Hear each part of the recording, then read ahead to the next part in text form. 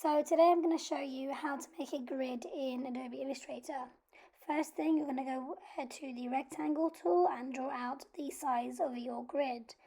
Make sure that you do have a filler for your stroke, and then you're going to want to go to Object all the way down to Path and split into grid. So what you're going to do from here is go to Preview so that anything you do you will see on the screen.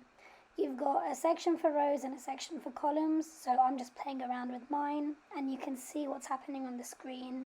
You can also play around with the gutter of each one, so basically here what happens is this has turned this into 5 separate shapes for me. You can do the same with the rows. You can also create a gutter, so now it's created 10 different shapes for me.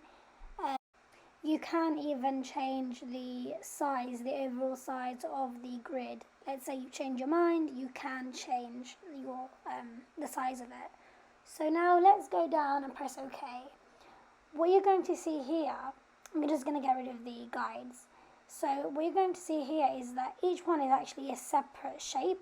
So if you want them grouped, what you just have to do is highlight them, right click, and then just group them. And then you can move it as one shape around the page.